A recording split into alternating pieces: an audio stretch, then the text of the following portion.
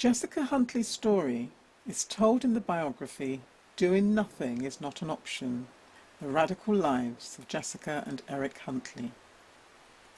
This short video about Jessica illustrates what a remarkable woman she was and her importance in the history of black struggle in the 20th and early 21st centuries. I grew up with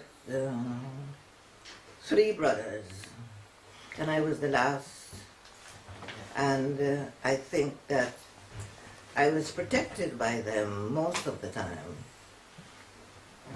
My mother, aunt, as everybody in the neighborhood, whom she knows or whom she does not know, would, the moment they hear, this is my mother, they know it's aunt. And so everybody called her aunt, and she used to tell my brothers that they must take care of me because I'm the only sister, and I'm the only girl, and the last and all that. There was no father, so my mother brought the four of us up. And I think I had more or less a happy childhood. And as a young girl, I want to think that, to look back, to reflect, I didn't think that I had a lot of things, but whatever I had, I was happy with it. I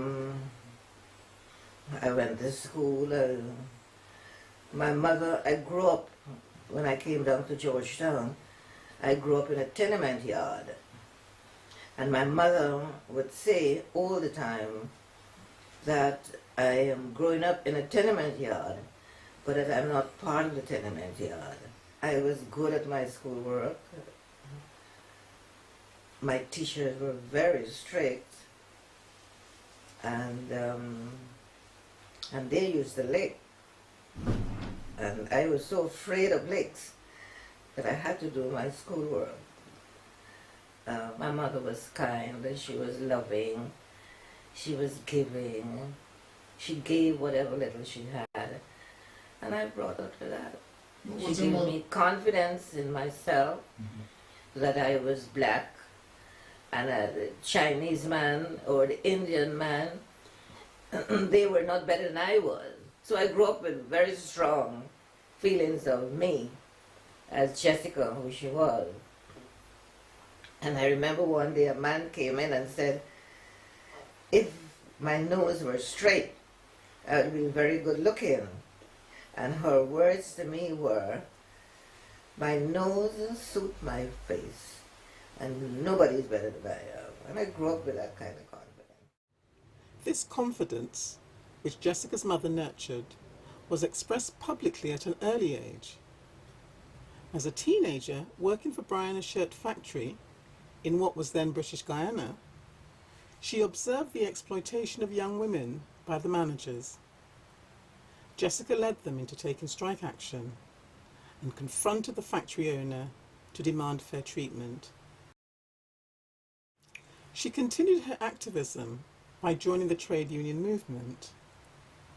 After meeting and marrying Eric Huntley, she became actively involved in left-wing party politics.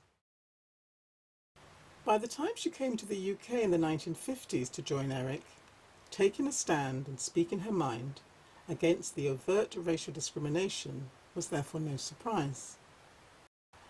She later became the managing director of the radical publishing house Bogle Overture Publications and co-owner of the Walter Rodney Bookshop.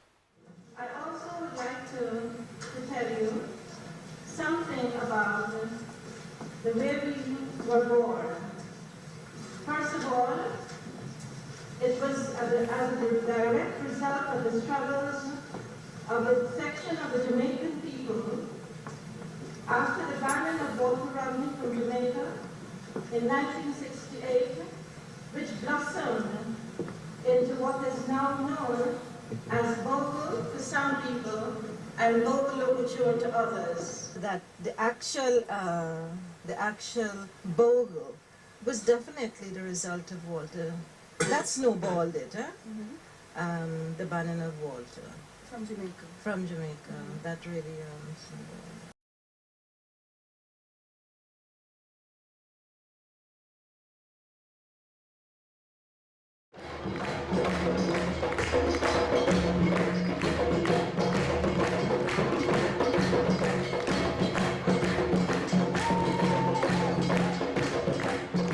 Throughout their lives, Jessica and Eric Huntley kept records of significant events in literature from their personal and professional activities.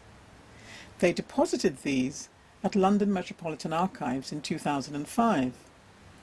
The LMA described these archives as a rich and powerful collection of materials covering 50 years of black history in London. Fittingly, LMA named its largest meeting room the Huntley Room. This room also has a bronze portrait bust of Jessica, sculpted by Foacan George Kelly. Each year, an annual conference is organised. 2015 will be the 10th conference.